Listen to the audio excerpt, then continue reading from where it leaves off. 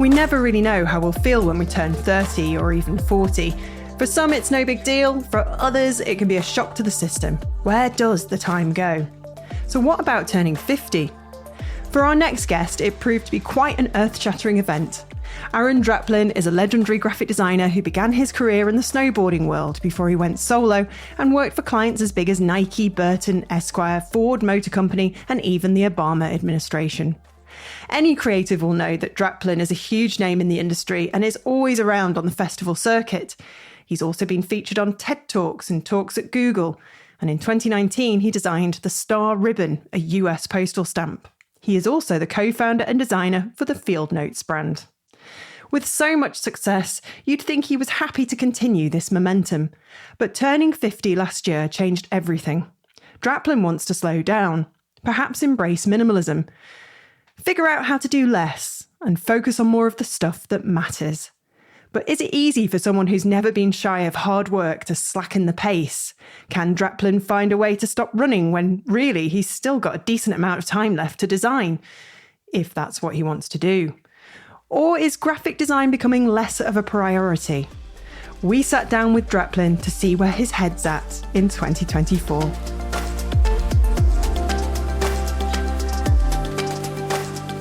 Are you going on a city break soon and thinking about upgrading your camera kit? Do you want to keep as much cash as possible to play with on your holiday? Have you considered MPB, the largest global platform to buy, sell and trade used photo and video kit? You can shop for all the used camera equipment you need and even sell your unwanted gear to MPB and get an instant quote, free shipping and fast payment. You'll certainly be helping with MPB's amazing mission to make gear more accessible and affordable while helping the entire creative industry to become more sustainable. That's because MPB helps recirculate 500,000 items every year, extending the life and creative potential of photo and video equipment for creators all around the world. Check out MPB and you'll find brands like Canon, Nikon, Leica and Hasselblad just for starters. There are loads to browse on the website. Just go to mpb.com to see what they have on offer.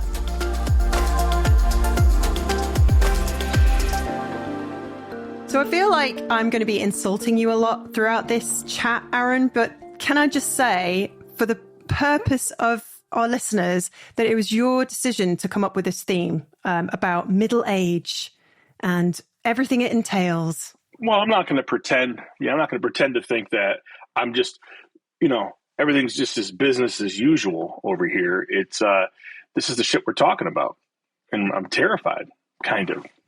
Yeah, you're getting old. We're all getting old. It's inevitable.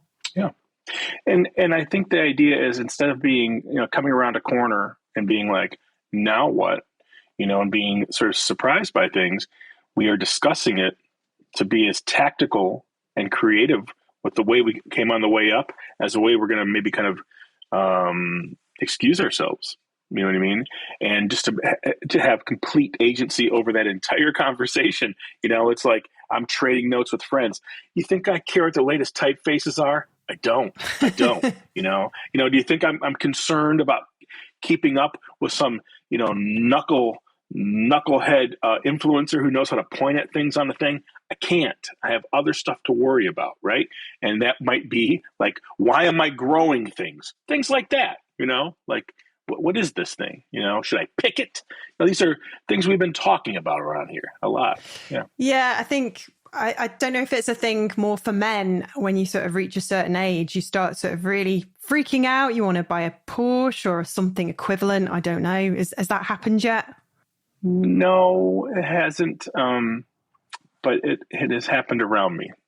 And all the jokes aside from that, I've seen people, it's not necessarily buy some fast car. It's more like jump out of their job and go travel more, like with their children, like in a van. Like, that's great. That's wonderful. I need to see more of that.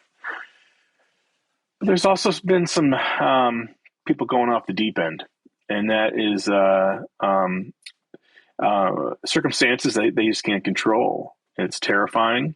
And I don't know how that applies to graphic design, but this isn't just about graphic design for me. This is about my life and making a living and trying to be creative and trying to enjoy it along the way. And it's just, if we're there, let's be cool about it. And the reason is because I have a hard time with people who just say, oh, and I'll just whip by. No, it didn't. No, it didn't. You had to brush your teeth, 600 times in the last year? Every now and again, I let it go. You had to, you had to get into bed, out of bed. I had to lean over and put out the candle as I was going to bed. 355 times in the last year, whatever it was, 360 times. So, it's just unfair to do that. And I'm not going to be that guy that just encapsulates the last 30 years of my life in a blink. That's not what it was. So what's the next year of my life look like? And what am I doing to arrange this thing so I am properly downshifting? Because, the dynamic is I just don't want to keep racing. Yeah. And what a privilege it's been. Right. Yeah. So we're discussing that and trying to be creative about that. And because I just turned 50, and I don't know how old you are there, Katie. 45. I don't want, oh, wonderful, wonderful. Well, I'm not 22, right? And I will just say some of my buddies are still acting like they're 22 sometimes and maybe drinking or whatever. And, or spending money or something. I'm not allowed to do that. I take care of Lee and my mom, my sisters, and, a couple buddies here and there. I need to keep my cool. So you've got to look after yourself. I think you realize at some point that you're not kind of invincible. Oh my God, you should see my doctor when I go in there. Just the shit on his face when I walk in there, I just kind of go, ready for inspection. Every fold and flap. You want to dig in there? What do you need? And he's just like, we're checking your blood sugar.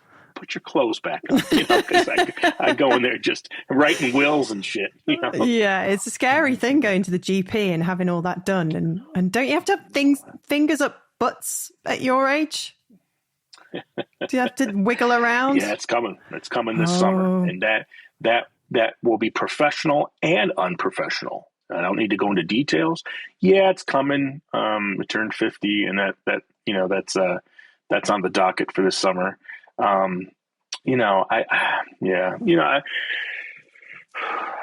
can laugh about it, but I'm proud of my dumb little self because at least I'm back in the doc with the doc. I go every 3-4 months, and we look at blood sugar. I have a little smidge of the diabetes, or just a smidge. I'm not exonerating myself, but so does 2/3 of everybody listening. But but people don't know, right? Yeah. And I said a little smidge, so we just watch it, and I get some pretty good stern talking tos. If you let this thing go for a long time, here's what could happen. Things like this.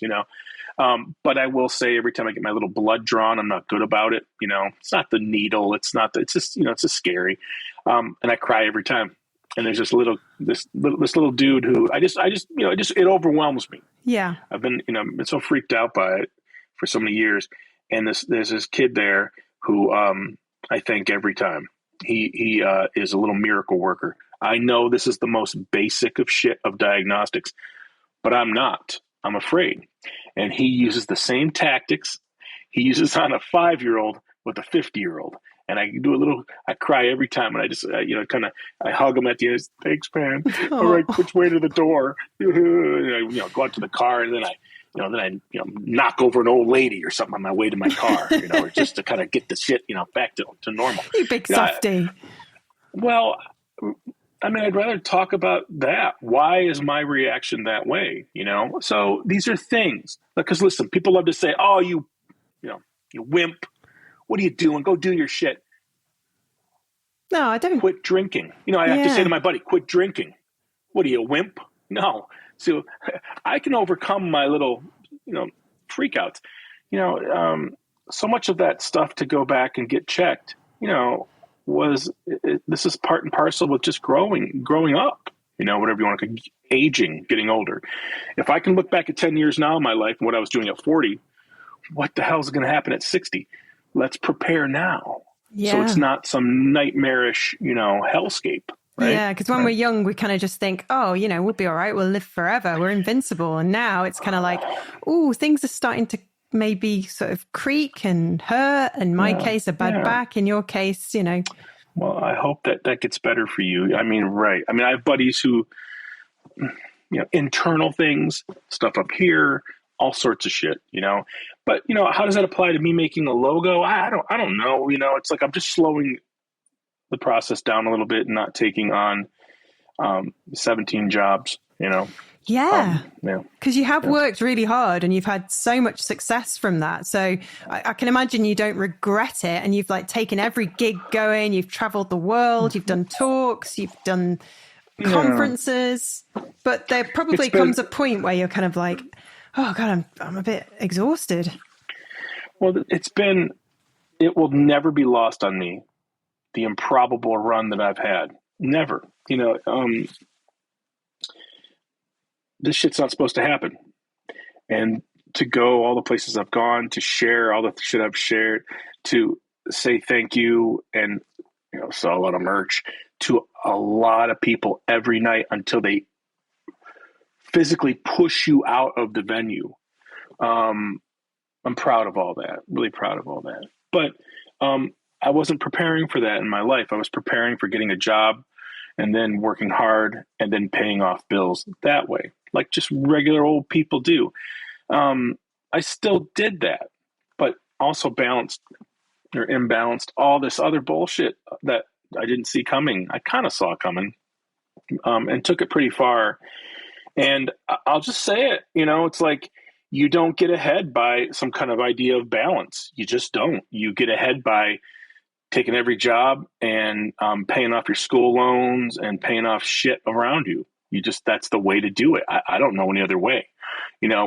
It's really hard for me when I start to get to know a story or someone who says to me like, well, I never really had to worry about that. And it's like, well, what do you mean? Like, I'm just so naive to think everyone is in the same sitch all the time. No, family money paid off all my shit. I mean, you connect the dots at some point. It's like, what the fuck? I didn't have any of that. So, then I have to be really careful with that stuff because it's never apples to apples. Everyone's got their own situation, ups, downs, roller coasters. And whatever my little mess was, I am super proud of what I was able to accomplish. That hopefully I'm a little spicy on this call because we were having a technical difficulty before we went on the air. But that I was nice to people, or I was good to work with. Last week I did a project for some people and I don't think they even know what my face looks like. One of the guys does. He's a bit of a fan or something, but it's purely up to my ability to communicate, have good emails, be on time on these Zoom calls, talking, phone calls, things, show good work, react when they give me some feedback, not a week later, like that afternoon. And I did that. And the idea is every now and again, I have to kind of check myself to say, is the process still intact? To make a $10,000 logo, it's still intact. It's still intact. I can still do it. I can still, you know what I mean? Because it's scary to me that the faculty would go away or something, that I wouldn't be able to pull that off. And then you go, you shift into, okay, my reserves, right? My reserves, because I saved it all. I saved it all because I was afraid. I'm from Michigan. What am I going to do at 55 in 4.5 years? I don't know, but I'll be coasting on some of the shit that I saved, hopefully, because that is a pragmatic approach. So the idea that I was able to get an egg, a little nest egg, and enjoy it along the way. Oh man, there should be a bumper sticker for that, that just says, can you even believe this shit? Because I can't sometimes.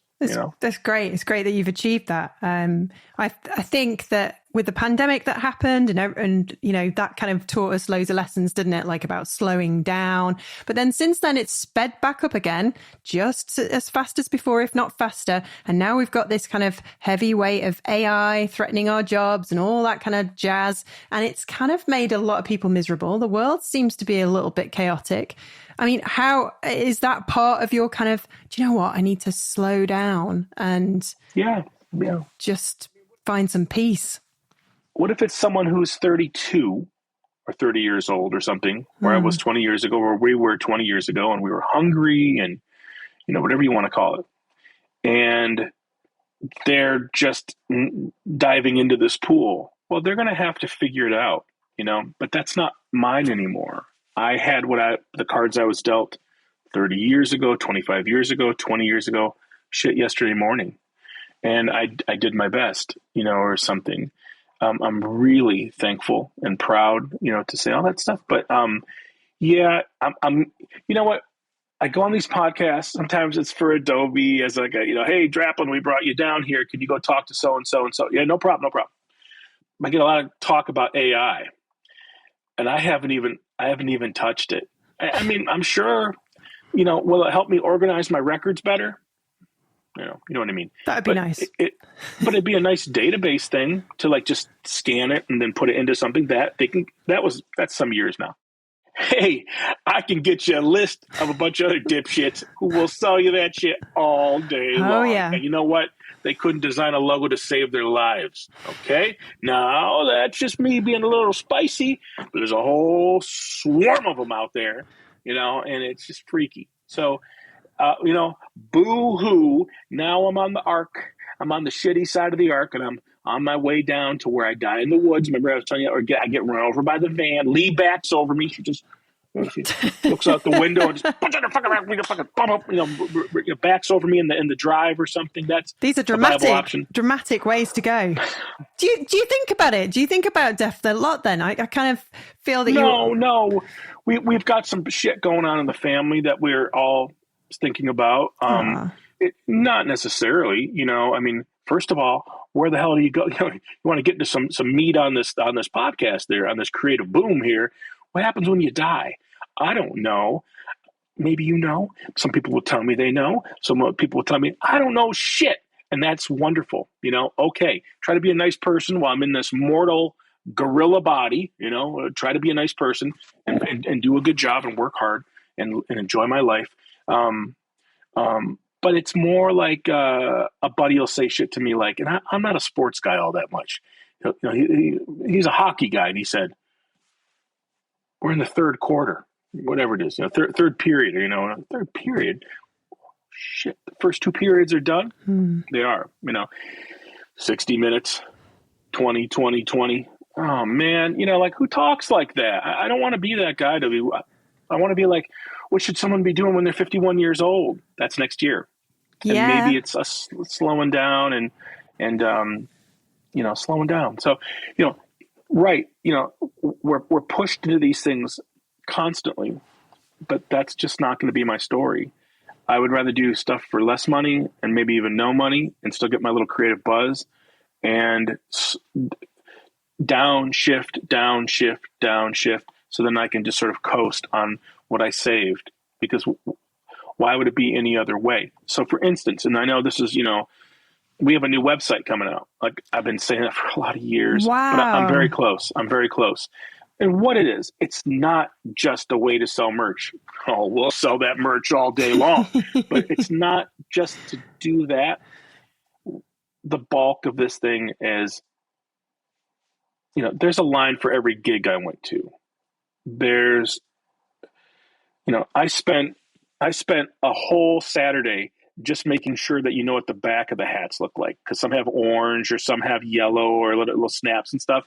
Like I did all that stuff. And the merch side, just showing all the work in rock and roll. There were 60 pages in rock and roll, because if I'm working on some Chris Stapleton record, which is the biggest of the big for someone like me, and like this thing sold a shit whack of records, Beautiful. That's fun, but it also shows like my buddy's band, that's one of the 60 pages. So you have to shoot all that stuff and you have to put all that stuff in there. And a lot of it's all digital, but it's not about only showing the big shit to get the next big job. It's a celebration of everything that I ever was able to pull off. That's it. So that's been taking a lot of time, because for instance, if I cried about it last summer, all the work that I did in the last year, I got to upload on there. So I'm just getting to the point where like this thing, as it's moving along, the bulk is done. It's coming to this point where I am caught up, and then we're going to release it, and we'll sell our merch that way. We'll get rid of all these, janky PayPal links and shit I've been running for 20 years, which has been surprisingly successful for someone who works in their backyard. Today's payday. Yay. And Lee doesn't get paid on the second. My girl, my little smoochie, she gets paid on the first. She just wakes up first thing. I'll be out for my I know, honey. Just not fuck around in that department. So, that the two of us can make this living together and be in the backyard, cool. When the new site comes out, if we're able to pull off what we're able to pull off now, what happens when it works on phones? Responsive. And I know the R word, and iPads and, speaking spells and Blackberries and Dingleberries and everything else. It's going to work on all that stuff. And that's a little scary because my buddies who are in the know, who will say things to me like, you're doing what on that limited thing? And it's like, yeah, and then they're just kind of like, you better be really careful because you're going to sell out of things and you're going to overwhelm yourselves. So, we're downshifting in other departments to ramp up for that. And then let that be a big old, a firework for a while. And then it'll climb down to that's where when a kid discovers my stuff or comes back for another poster or something, that's where they buy the stuff from. That's coming very soon. Like in the patch section, there's 160 patches. Oh, brilliant. I mean, that's just weird. Yeah, I'm looking forward to seeing them. Oh, it's all coming, and that's what we did about 2.5 years ago. And I spent a whole summer to get up to about, 80%. Last summer I spent, a month, and it was just so frustrating because I had projects, I have stuff. Sounds like a retrospective and also kind of like, marking that next chapter. Well, yeah. I mean, where does this stuff live? And how do you say thank you? It is the primary goal is not to get more work. The goal is just to show it and just say, I can't believe it happened. But here is a couple pages of me working 10 years of my life with some headwear company. These are family, right? Yeah. How do you show that? Like, I need to be respectful of that time we spent together and show it properly. Now, if a new job or something comes out of that, I'm in a different phase, to say I might not be the right person, I have little lists of that shit. Yeah. To say if they hit me up and I'm not the right person, I have a cut and paste of 35-year-old, buddies or whoever that can do the logo. You know what I mean? Like I just pass that stuff on. That's great. How's the confidence these days? Have you felt that that's been shaken? Oh yeah. That's never really been all that much of an issue. And I'm sure that's a megalomaniac answer. But the reason being is because I know how to get myself in and out.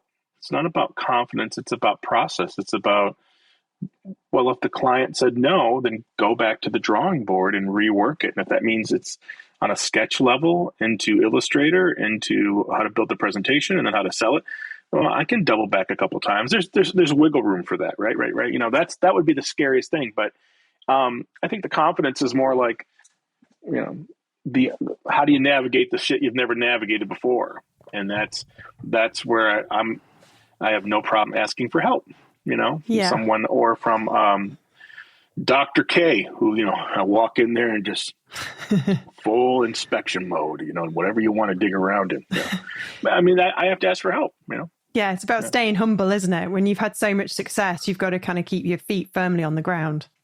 I think it's all pretty relative, and I think that I don't know how to talk about this stuff because I know you have a big listenership, but it's like, oh my God, people get a little taste of whatever success is, some hashtag or something, and then they go a little too far with it.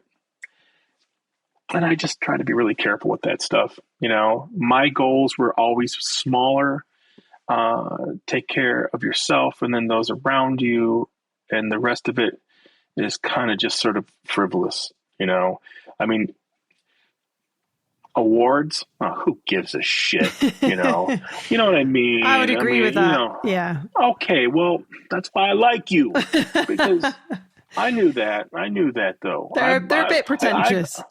I go watch some of your stuff, whatever, and well, it's just some people need that tool to use to go and tell people how good they are or something. And it's like, that's just, I don't give a shit who's the 341st or the 340th fastest graphic designer in London. I think that might be, you're well into the the first 50 or something, but I just don't care.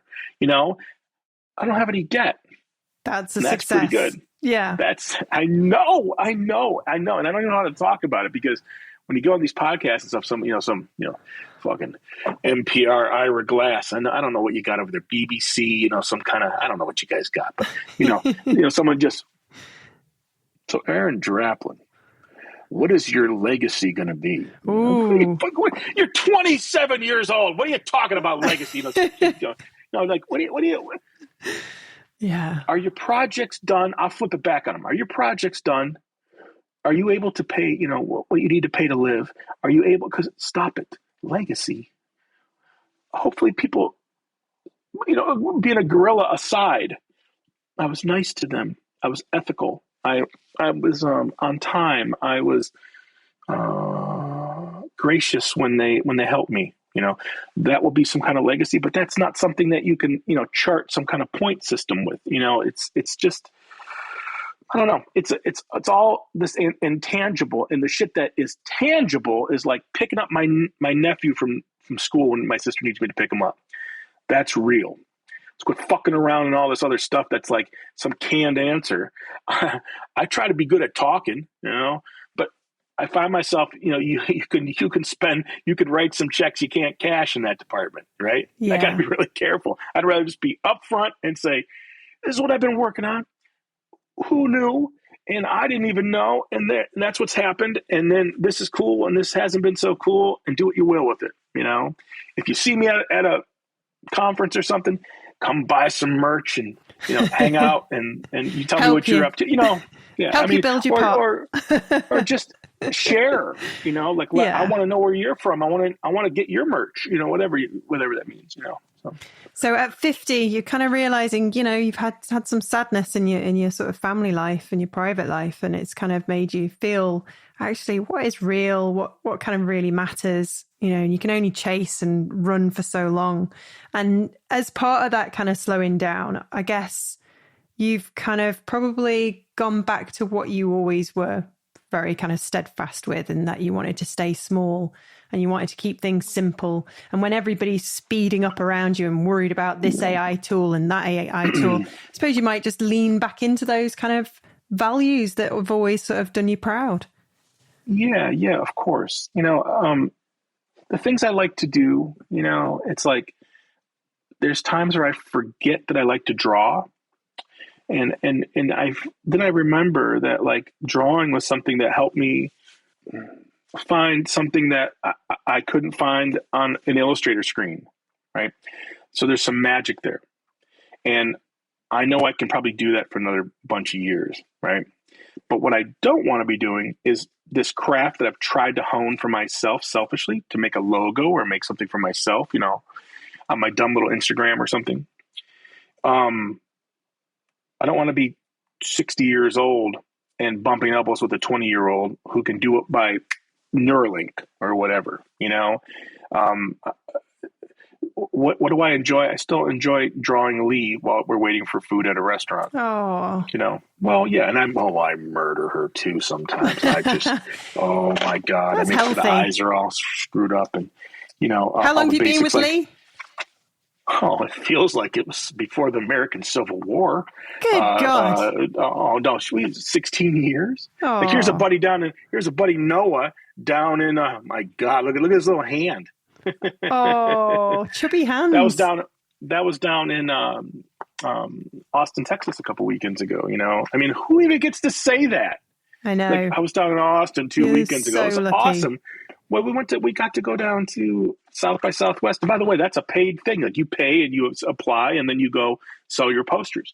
But while we were there, we were seeing friends, and it's like those little moments right there. It's like, okay, there's no dollar to be made, drawing these things, but I don't want to lose that love for just drawing and sketching and inventing, be it in my little field notes or something. I just don't want to lose that, and I know I can still use it. I'm trying to find something here. Like, if you look, this little guy right here, that became a t-shirt while we were down there.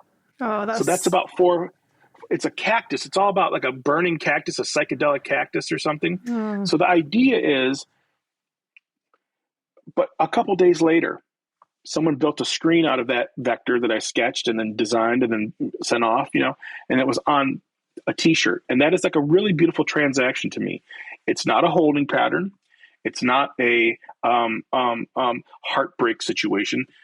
Katie, I have had any number of jobs in the last 4 or 5 years that were my biggest, highest paying jobs, and the shit wasn't even used. Not that I did a bad job. Who knows? Things got a new CEO. All the work is off the table. We're starting over. Aaron, you're paid. See ya. Heartbreaking. Yeah. Heartbreaking. Now, that's just business, kid. That sucks. So when I think of the immediacy of what I like to do and seeing it on a dumb shirt for dumb people at a dumb price, that's pretty awesome. And maybe that's where it's moving for me, even more so. I mean, I forget all the time that if I make a fun little patch and I put it on a hat and a t-shirt and sell the patch and make a sticker, make a little pin, I will make 3 and 4 times what I would have made on some logo. Wow. Having my heart broken by someone. But it's over time. It's a slower crawl. And I need to just trust that more and more and more. But see, I'm a kid from a different little era where you trust authority and you would trust big instead of crusty. And, I forget that I made a living going out and challenging people to say, you can do this on your own too. Yeah. Understand having one foot in the practical, understand having one foot where you're soaring with the eagles. You have to have kind of both. You can just have one where you just make your living and then go watch Netflix all night. You want to do that? Don't cry to me that you don't feel creatively, satisfied. Where do you land? And, I don't even understand that I haven't had to dick around with the professional side of things for a long time, because I just do so much on the other side where it just piles into, today I'm doing a skateboard deck. Oh, exciting. From a guy from Pearl Jam. Oh, gosh. His name is Jeff Ament. Yes. He's the bass player from Pearl Jam. Wow. I mean, now I was 18 when that record came out. So of course I love those records. I was 14. I think you would have known that stuff. I was a huge Pearl Jam fan. So some people aren't, right? Now they're still doing records and things and stuff. And I did some help. I helped them on a project, something else. But when he comes to me and says, make a skateboard deck, he has a thing called Montana Park Service. And what he does, he builds skate parks for kids in rough neighborhoods. Oh. And we're talking indigenous kids across the American West. If I think about it too hard, I'll squirt out a couple tears because it's just the coolest use of like his life force. Yeah. I mean, call it what you will. And when I get to do a deck for that, like there's no money involved, but he just gives the decks out to kids. I mean, isn't that just that's beautiful? Fucking great. Yeah. And that's one of the things I'm working on this afternoon. So I got to have that sent off before whenever to get, back to Jeff. And I lose sight of that. Like I just need to stop myself and say, there is no paycheck there, but there's some, some good shit for the soul, like I would rather use my life force and getting to that point, like the paying of the bills and the electric and all the other stuff, that's all. I've got that figured out. When am I just going to be at peace with that? I figured that shit out. Well, last week when someone called and I took the job, I'm getting better at saying no. But last week I took one because it was just, I don't want to say shooting fish in a barrel, but I knew how to do it. I knew I could be a good solution for that person. And I just haven't lost that yet. I haven't lost that, like, Lee, my little smoochie, kind of going, hey, you told me you were going to work on the website this weekend. Ooh, kicking your ass. Well, yeah. Well, she's tied up with it too. Yeah. And it's like, that's where I screw up, You just I get would, enticed. You get kind of drawn in. I love to use what I do and make something cool for someone that they were surprised by. I love it, and that's it's just kind of a weird thing. And I need to get better at being like, okay, these are the little boundaries I've made for myself, stay within them, but that's, yeah. Yeah. At 65 years old or 70 years old and 20 years from now, well, I still have the ability to get a job on a Friday and have it done by Monday. Who knows? That was always pretty cool. I mean, that's what I'm saying. It's like, how about you just remove yourself from all that chaos, because that's really where that's what I'm going to have to do. It's like, I don't want it to be that situation where it was like, I can't go outside because I have to work, whatever. So. You just took your cap off. I've not seen you without your hat on, and it just made me, it reminded me of all the sort of pictures you share of yourself when you were a kid. You just look, you're just like a big kid with a beard. Yeah, I mean, this thing is face. Disgusting. Every now and again, that's what Lee says. If you shaved it, you just have this little round pile of just fat and sinew and scab and that was not what I was implying.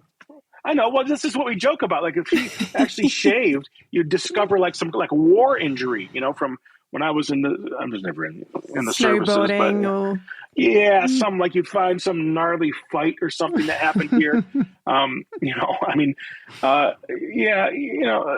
Like a buddy said, why don't you do like the Burnsides, like the General Burnsides in the Civil War, where this thing goes away, and then you just have this, these big Burnsides that come into some, I don't think about this. Every now and again, I go do these little tendrils right here, and just do this up. But what's interesting is when you look back 5 years and you go, this wasn't gray. Oh, yes. And this shit wasn't gray, And in my case, I didn't have lots of little black hairs on my chin growing all the time. Oh, yeah. Well, get the tweezers out. It's grim. Okay. Yes. Well, yeah. It's a girl thing. It's a girl thing. Well, I just want to say that I know it's a privilege that dudes can basically just be a burlap sack and be like, what are you going to do about it? And that there's pressure going all the way back to being a young woman. There's pressure with that stuff. I understand, and bodies change, and I can become this grizzled hunk of phlegm or something that's already happening. But I understand, and I understand the pressures, and I try to be very empathetic to that this whole system. Like I love when I go home and Lee's friend, her name is Barb, and Barb works very hard. She's very cool, and her hair is like gray. Yeah. And it's beautiful. And I tell Lee all the time, like, just let it go. Because, just let it go. You're beautiful. You're just beautiful the way you are. That's why when she wakes up and her hair is like a fucking explosion, I'll just go, oh, you just look wonderful. You look like a protege of Malcolm McLaren in 77. It's all this fucking flying all over the place. And she just, how dare you? I just don't want to be the guy who's like, well, I'm okay. I just wake up and I make sure that my eyes open. I understand there's pressures flying at us from every direction. And I just try to be empathetic of that. When you go into your my dermatologist, and he's like, you could use a little more lotion. Yeah. I know. So I got it right here. I'll take it right now. Take a lotion, but I forget. And then Lee will just remind me to really, keep your shit together, because I'll go do cardboard cutting down the boxes, and I'll come back in and my hands are like an iguana, because I just take all the juice and stuff off of it. So, a couple times a day, I'm out here keeping, the grill, the talent, really moisturized out here, and I love it. Lee comes out here with a big bucket and a brush, and she gets all the undercarriage about once a week, gets me all lubed up, but I mean, these are little things like when you go to the derm, it's like, you're not an elephant, Aaron. Well, when that's what they do in Thailand. Well, no one's ever told us as like kind of like middle-aged men or something, whatever you want to call it. You really need to keep some stuff under stuff, little things, it's like, Yeah. no one ever, that's not, it's more like, I don't even know what the pressures are, there's other things. And like Lee really stays on top of that shit. She's a beautiful girl, and she really stays on top of those things. This podcast is brought to you by NPB, the largest global platform to buy, sell, and trade used photo and video kit. Each week, we'll be chatting with photographer and NPB ambassador Ian to take a closer look at a different bit of equipment. What have you got for us this week, Ian? So this week, we have a question, which is, are DSLRs still relevant? And in short, yes, they are totally relevant. So the important thing to remember is that not every photographer out there has the same needs. So at least not in the sense that a camera company's marketing department will have you believe. So DSLR technology is basically called single lens reflex, which allows you to see exactly what the lens sees through your optical viewfinder. And this has been used by photographers for decades, and it was a standard up until only 4 to 5 years ago before mirrorless came along.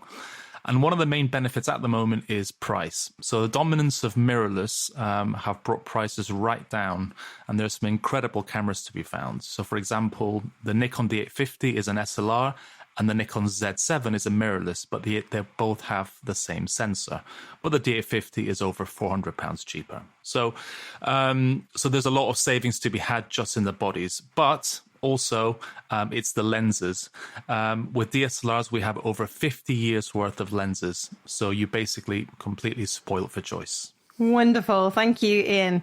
And if you'd like to find out more about anything that Ian has discussed today, then just go to mpb.com to find out more. You share on your Instagram quite a few pictures of yourself from your childhood, and it's really sweet. Why do you do that? Is it just nice to look back? Did you have a really happy time growing up in Was it in Portland? Did you grow up? In Michigan. Michigan.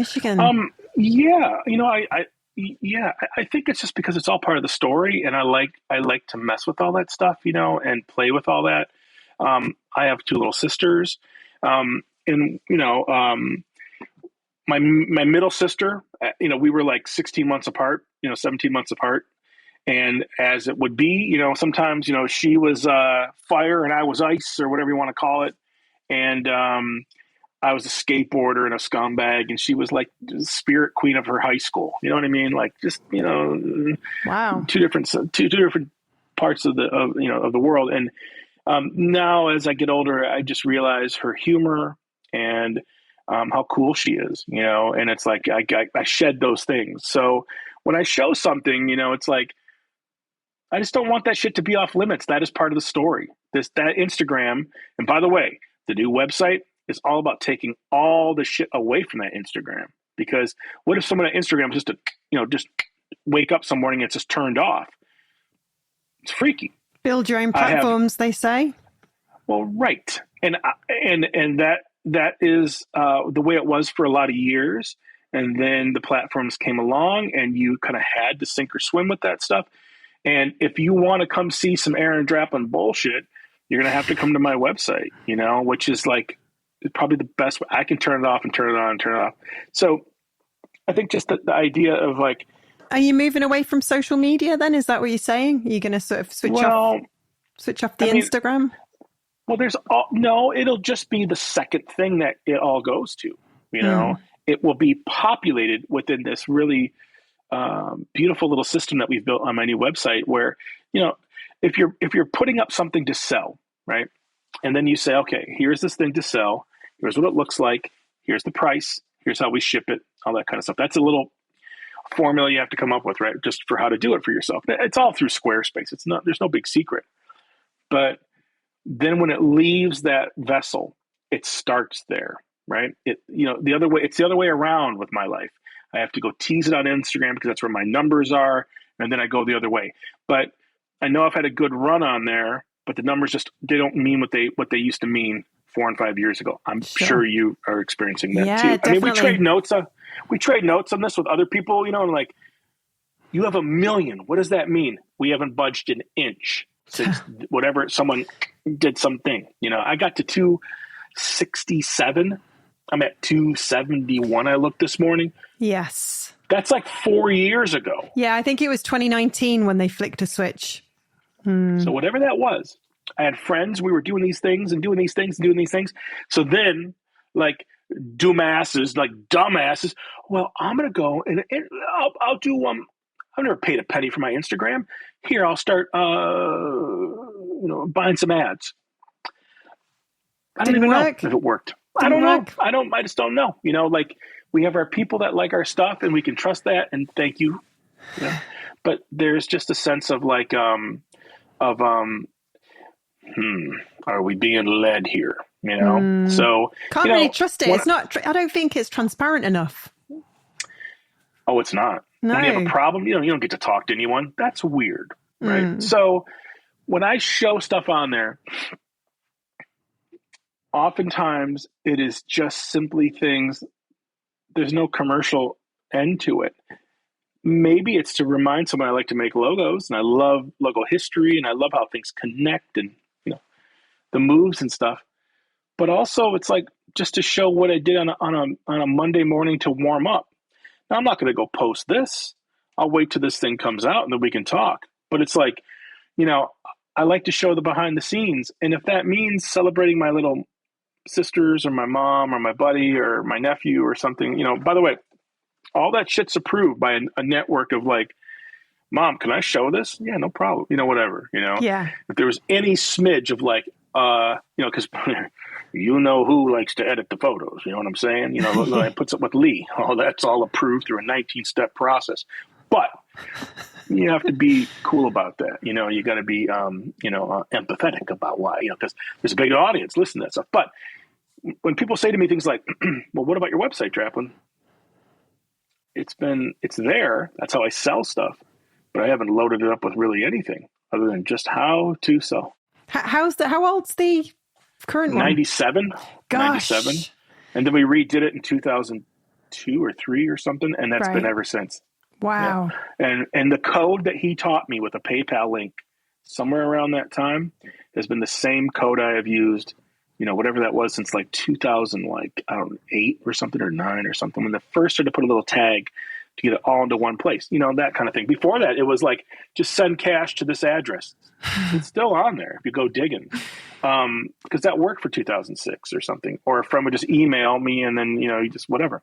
Like I get checks in the mail, so cool. But that's also 20 years ago. I know you can just think it now and it just kind of shows up in your bank account or something, but, or they're listening or whatever the hell these things are, it's all of this stuff. It's like, I just don't want it to be too precious that like, I can't share the good, the bad, the ugly, and the warts and the moles, it's never been anything but. And but believe me, I've been challenged before by people who are like, it's an act. It's like, you're missing the point, man. I don't care if you're the fastest graphic designer or the bestest or the coolest in this room. You can have it. You can have it. The fact that I'm even alive is enough for me. Like I just don't, see people measuring you. Last year at Adobe Max, I got to go to the absolute pinnacle of, it was in this shirt. And here's a little fun fact there, Colin. This shirt has been washed one time since October. One time. Yeah, it's all, I don't live and die in these things. It's not like I'm like, out like, It's very 1995. I love it. All this, it's like, this is a shirt, it's like, I don't need another shirt, and it's like, that is a philosophy. And that was taught to me by like Fugazi and shit. You would see these articles with my heroes and, Fugazi, like it was rock and roll band, who everyone who's listening, go look on your Spot-a-Hooch or whatever you're looking. But you would see an article with him when it was like hard to see an article with Ian MacKay, and he would be wearing this like flea bit beanie. And then you would be a couple of years later and you would see an article with him when it's hard to find an article, and he would be wearing that same flea bit beanie, a little bit more tattered. And That's amazing. Doesn't matter if you're Fugazi or whatever the fuck. You can own your things. You can live in your things. You can wear your things out. Now, granted, me saying that to you with all this garbage behind me, all the records and books and things, guitars and stuff. Well, there's certain philosophies that these bands or artists or movements taught me, right? And now, how do I apply that to graphic design? I don't. Still figuring that out. But I like to share all of it and not be afraid of when it might make me look a little wobbly, Yeah, that's good. Because the design industry can be a little bit pretentious at times, can't it? Mm-hmm. I've met them. A couple people. I bet you have. It's not necessarily pretentious. I mean, that's easy because you can get close and smell their dog shit breath. They can't hide that. You got to get in real close.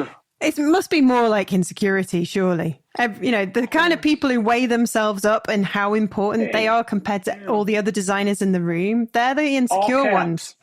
Yeah. All caps, insecurity. Hey, life is weird. Very weird. I've met some people who discounted what I did, or not even me, someone else in the room, and then I would just lean over and be like, "Yeah, but her book sold more than yours." Shit like that. Some fucking, Put them back in their place. Well, just remind them. Well, you can laugh now. She still after signing her book, and I'm gonna go get mine signed. It's pretty cool. So shut up. Little things like that. It's there's room for everyone. Surely that's always my theory. All that goes out the window when we're all together in a room, just hanging out. Sometimes, it's like, oh, well, what do you do? Like I remember when I went to London a couple different times, just to get all that way. I know it's a little longer flight, but customs things and stuff. Like, shed all that shit. We're here. We're alive. Let me show you my little story, and I'll listen to yours. That's been beautiful. Over the years to go over, all that way to go to places. Germany's. I've been to Munich a couple times. I've been to Berlin like 5 times. Like, who even gets to say that shit? I don't even know what language I was speaking when I was in Slovakia. I don't even know. It's just pitch perfect Bratislavan. We were in Bratislava. Nice. That's been really, really fun. I've got these guys banging on the door to come to Mexico City in the fall.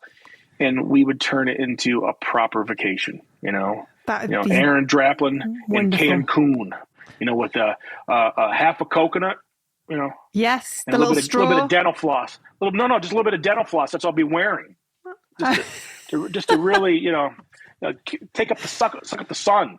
Yes. Do you tan well? I can't imagine. I don't go outside. Who goes outside? I'm not going to catch me on a beach in some shants or shorts or trunks or whatever. That's some. Oh my God! It would be like a court ordered something weird, like a fucking Kowalski sausage in that thing. Anywho, okay, all right. Where's your favorite place that you've been to? Where really kind of like touched your heart? Oh, well, it always has to do with fall, because it goes back to being comfortable. I don't want to be anywhere where it's 97 degrees. It's just not fun. It's you're in the car, you're out of the car, you're sweating in the sun. It's like people, I don't know. There's certain times in northern Michigan where it's just simply because of where I'm from, where your footsteps feel a little bit lighter because all the place that you're at. That's a weird little phenomena. I've been all across this American West, every which way, up into Canada, Alaska. I used to work summers up there. Something about the remote quality of being up there was stunning to me. I'll never forget that. I had a guy in the train my first summer up there. He saw me writing down how much I made on this run and that. We worked on the sightseeing train. And he saw me calculating the only reason I was up there was not up there to fight, screw. People got pregnant that summer. There's some fun. We can have some fun chats about that. Okay. Yeah. I didn't even have a room at this place. Didn't even have a room. I lived in the front living room and shared it with a dog, like a corner, and he got the best of me, that dog, a lot, steal room. And And that's what happened up there in those summers. So I go up there, I'm taking down my notes. I am there to buy my first computer. So it's going to cost $10,000. Computer, screen, scanner, printer, all this shit. 1996. And one of the guys saw me calculating that at the end of each run that we would do, and he pulled me aside. He's a bit of a Bukowskian poet, kind of tough guy from San Francisco. And he said to me, Draplin, I know you don't want to be up here. I was 22. I know you don't want to be up here. You're just making your money. But just so you know, Alaska will always be part of you. And I remember just being like, oh, would you just stop with the fucking bumper stickers, just. But that next summer, I started to get itchy, because it was in me. There's a frontier quality of that. So, I mean, that's what comes to mind. There are certain days here in the Northwest where, it'll be 95 degrees in the summer, but it will totally cool down by 8 o'clock.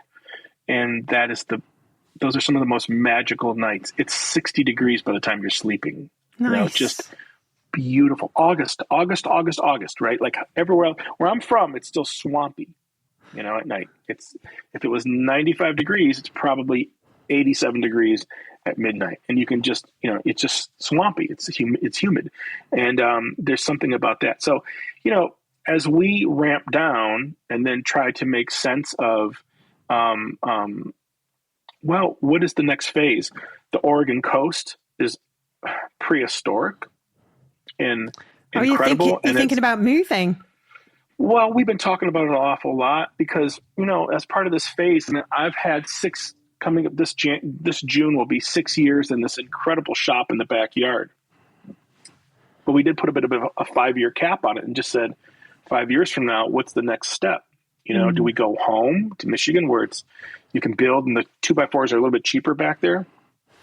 I could build exactly what I'm in here and build a little house with neat little angles and all the kind of cool stuff. I could do that back home.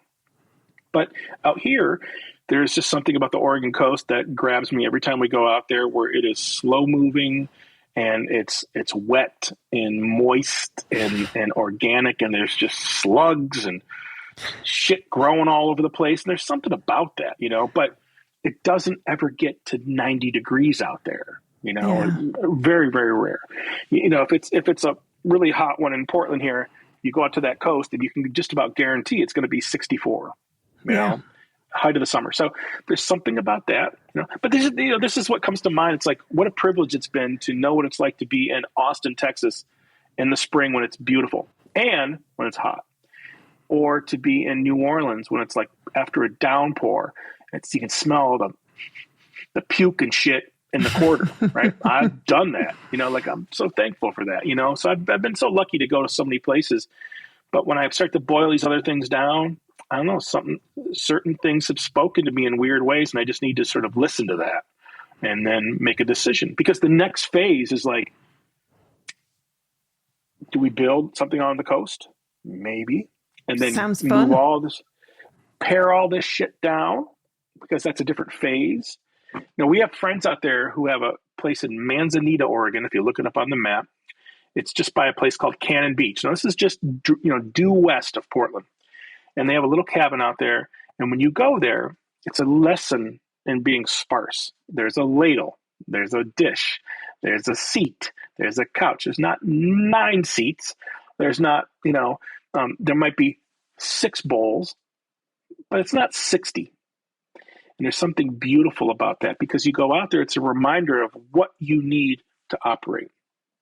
And it might be a pencil, just a pencil. I have shit laying around here, just 40 things, and I use 6 of them. I mean, they're sitting right here in a stack right here. That's what I really use to do my bidding. So it's like, when you go out there, it's a wonderful reminder of like, what could we shed, and how would we do it appropriately? What if I hired a kid to go through these drawers of mine and shit and scan all that shit, and we just give it back to graphic design and say, I have the high-res scan. Now I can go make a book or something or enjoy it or whatever. But if it's just sitting in that drawer and I'm not able to touch it, look good. These existential things we've been talking about, Sounds like at 50, you're finding, you're like tapping into this slower pace. You're realizing that actually that minimalism is like a breath of fresh air. It sounds like you're sort of moving more and more towards that. Maybe a smaller house. Well, you go into our little house. I don't have a big house. And, we have what we need in there. That's Lee's. That is Lee's. Like the other day, she said, you need to read some of these books because there's a big stack of books. People give us books or whatever. And it was like, I read my books, or whatever. And in my room, I have just like, we just have like piles of stuff, just little piles of stuff. That's a philosophy that you have to really watch. And out here, it's been just this goddamn catch-all of all my, records and garbage and things and stuff. And you can see just stacks of shit like on, just like those are old Graphis annuals, and I absolutely love that kind of stuff, and it's like, I still want to play with those things for a while, but, when my dad was getting towards the end there, we lost him about 10 years ago. When he was getting towards the end there, one time I was home and he was just like almost 70 years old. He was like, I'm all right, but I'm afraid to get on the ladder.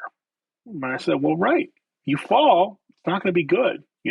Just have mom help, or I'll do what you need to do when I get home.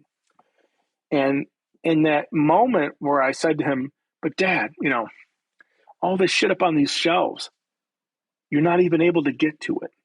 How about, and just hear me out, because you get all prickly about this stuff. How about I go up there, I bring the shit down. We do a Richard Avedon. We lay a big white sheet down on the ground.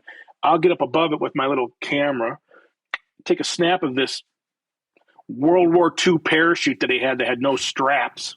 What the hell he's doing with this? And we take a picture. It goes one direction out, and then you get the picture on an iPad, get you an iPad, and you can just go like this. And you can see all this cool shit you had. And we get that wall back, and then we slowly move. And he got like emotional. He was like, oh, Aaron, yeah, I just want to spend more time with you guys out west, and my nephew, Oliver, who now is almost 14, more time with you guys out west, and we could sell this stuff, and I could use that to come out there and see you guys and spend. And it was like, right. And then he died, a couple of years, 8 months later or something. And that's just the way these things go. But at least I got him to a point. So while I'm still kicking, I've been having these sorts of same things where it's like, why even have the artifact? So, you take that thing, and you go like this: photo, photo, photo, photo, photo. And that might be enough, I've got it. And that's going to take an effort, because it would be like giving a kid a shoebox and being like, do not get in there and straighten that shit up. If we ever even need it again, we'll go do it then. Just shoot it. Get through the shoebox, shoot the shoebox, and then throw that shit into the Portland River. Or we'll have some big sale, and sell artifacts from the first 30 years of Aaron Draplin's hoarding, or whatever you want to call it. You can't take it with you. Well, there's that. So I know we're not at that point, but what if you get ahead of that? Okay. When we're going to Palm Springs in a month here. And speaking of the sun, speaking of tan lines, you should see me in that fucking pool. You don't have SeaWorld where you're from. You don't have that, I don't think. No. But it was like we had Shamu, it was the big whale that they, kept in captivity, and you're a little kid, you get Shamu on your t-shirt and all this shit. And Shamu would come up to the edge of the thing, and they'd have a herring, and Shamu would bite the herring, and he'd go back into the big pool, right? It's a full-size killer whale. That's what it's like with Lee and I back there. She get the little herring, Aaron breaches, comes up with the wicking, just disgusting. Herring, though, isn't it more like a kind of, I don't know, bit of chocolate? And when we're there, like Lee is just sort of like, there's 7 things out here to count. There's 2 things to sit on. There's a thing to clean the pool. And that's it. You know what I mean? In this beautiful, sparse Palm Springs home. Now, when you go back inside the house, my buddy built this incredible place. My buddy Jared Everhart rescued this place and made it clean and nice and cool, but also livable. Everything's plywood. So that means if some kid trashes it or gums on it or spills their stuff on it, you can just clean out the plywood, and it's not like you're breaking some artifact from the mid-century or whatever. That's a tactical thing. And that's the right little sprinkle. Like you get this feeling of like, I'm going to keep all the shit I dragged down here, one little bag of Aaron Draplin, out of everywhere else here. And I start to notice things around the place like, wow, those shelves are beautiful. Because the chaos of what I bring to any room is just a lesson. It's like a lesson. So we're trying to do that with our lives here. When it's time to go to bed, you're not getting through piles of shit. You're just it's just comfort is king. Is the air right? Are your pillows right? Are the sheets clean? Shit like that. Versus getting through a big pile of something. So, I mean, it's all factoring into this stuff. I can instantly bring it back to whatever I have to work on this afternoon. It does touch that stuff, but, like this is where the changes are becoming really interesting to me. Like tomorrow, Lee was like, what's on your deal for tomorrow? And it's like, just get it all done. I leave for Oklahoma City in a week and a half to go do a talk, and I have to have my thing done. I have to have things, and I'm wrapping up this project for the skateboard decks. And she said, tomorrow it's going to be 70 degrees. The lawn is like this, because no one's mowed it since August when it all died. So tomorrow, let's go through. We're going to mow it. We're going to edge it. We're going to rake it. And then we're going to power wash. And then that gets me ready. So she reads in her hammock out there in between the house and the shop. There's, a space. Nice. And it's like, that takes an organized effort. It's going to be an afternoon, and it actually sounds pretty good, Bit of fresh air, bit of exercise. Just banging around and like stop. And when we're done, it's like, by the way, it's fun to pressure wash. Yes. It's fun. No, so man after my own heart. Yeah, I love a bit of cleaning. Maybe tomorrow I'll have Lee pressure wash all the gray debris off of me, and I'll just be this smooth form like that thing in Dune. I'm not a big fan of that, but did you see the second one? No, I've not seen it yet. Yeah. You'll just remember there's a guy that he's hairless, and he's just kind of chunky, and yeah. All right. Sounds like a task for tomorrow, but this is very, sounds like you're really tapping into essentialism, focusing on what's important as things slow down. Essentialism. I'm going to write that one down. That's amazing. Right. This has been fun. I don't, I just don't want to ever tell you or the listeners or you that I have the answers. I don't. We're feeling around in the dark to try to figure shit out like everybody else, and trying to document it and trying to enjoy it and share it. And if you figure it out, Colin, you give me a call, and we'll get all the earbuds in and all this other shit, and then we could, how long does this even go for? Or are we already? No, we're done. I was gonna wrap it up. No. I was gonna wrap it up beautifully, but you've just ruined it for me. Well, among other things. I mean, by the way, all the numbers. Who else have you had? A bunch of big names and little names and medium names, and the shit's gonna tank for this one and be down the muck. I don't know. I think you're still up there with the big boys. And girls. So you've still got so much to give, Aaron. You're only 50. You're still young. I appreciate you saying that. Half glass. I mean, what are you? Half glass full, half glass empty kind of guy? I think about it all. I think about it every day, because how are we going to attack these next? Let's end on this. I had a buddy who was recently going through some shit, and he said, "I'm 50. I might have 25 years left." Mm-hmm. And it was like one of the most staggering things I've heard, because I do kind of understand what 25 years looks like. If I go back to 1999, I remember as clear as day. That is 25 years ago, selfishly, for me, just for me.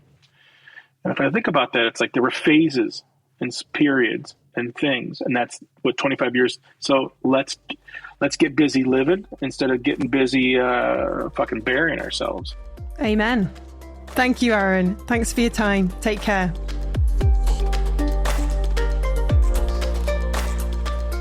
If you'd like to find out more about today's episode, you can visit creativeboom.com/podcast and check out our show notes. And if you're enjoying the series so far, don't forget to hit subscribe and leave us a review. Thanks again to our sponsor, MPB, the largest global platform to buy, sell and trade used photo and video kit. You can shop for all the used camera kit you need, sell your unwanted gear to MPB and get an instant quote, free shipping and fast payment. It really is the go-to place for everything you need. Go to mpb.com to discover more.